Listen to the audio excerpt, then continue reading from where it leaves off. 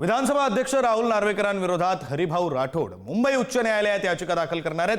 कुलाबा मतदारसंघातील प्रभाग क्रमांक 225, 226 आणि 227 मधून राहुल नार्वेकर यांचे बंधू मकरंद नार्वेकर, बहीण गौरवी शिवलकर आणि वहिनी हर्षदा नार्वेकर रिंगणात आहेत। मात्र राहुल नार्वेकरांनी या प्रभागातून इतर 12 उमेदवारांना अर्ज भरण्यापासून रोखल्याचा आरोप माजी खासदार हरिभाऊ राठोड यांच्याकडून केला जातो।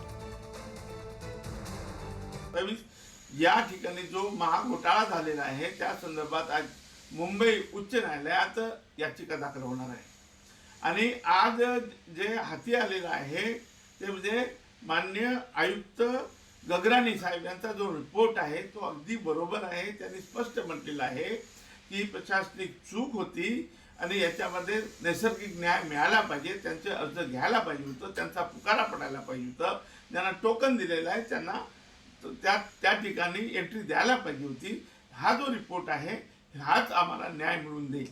शिवसेना आणि महाराष्ट्र नवनिर्माण सेनेचे उमेदवार बबन महाडिक हे रांगेत उभे आहेत आणि त्यांना विधानसभा अध्यक्षांच्या दहशतीमुळे त्यांचा उमेदवारी अर्ज दाखल करून घेतला नाही। निवडणूक आयोगाच्या डोळ्याच्या खाचा झाल्या आहेत का? काय त्यांना डोळे नसून गारगोट्या आहेत त्यांच्या डोळ्यामध्ये? हां, काय गोट्या आहेत नुसत्या? हे जर त्यांना दिसत नसेल ही स्थिती महाराष्ट्रातली, तर निवडणूक आयोग म्हणजे सत्ताधाऱ्यांचा एजंट म्हणून काम करतो आहे। दरम्यान कुलाबा मतदारसंघातील निवडणूक रद्द करा, पृथ्वीराज चव्हाण यांनी निवडणूक आयोगाकडे ही मागणी केली आहे। कुलाबा मतदारसंघामध्ये जे घडलं ते लोकशाहीला काळीमा फासणारं असल्याचं मत पृथ्वीराज चव्हाणांनी व्यक्त केलंय।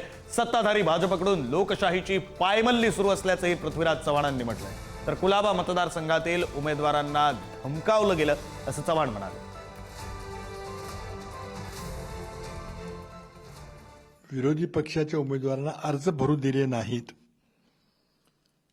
आणि त्या जागा बिनविरोध निवडून आणण्याचा प्रयत्न केला गेला, ते अतिशय निंदनीय आहे। एक संविधानिक पदावर बसलेली व्यक्ती दुसऱ्या संविधानिक पदावर बसलेल्या व्यक्तीला अशा प्रकारे वागणूक देणं हे काही योग्य नाही आहे। हा लोकशाहीचा गळा घोटण्याचा प्रकार आहे। म्हणून माझी स्पष्ट मागणी आहे की कुलाबा विधानसभा मतदारसंघातल्या ज्या 3 जागा आहेत त्या तिन्ही निवडणुका ताबडतोब रद्द केल्या पाहिजेत आणि प्रक्रिया पुन्हा शोरापासून राबवली गेली पाहिजे, नाहीतर लोकशाहीला काही अर्थ राहणार नाही।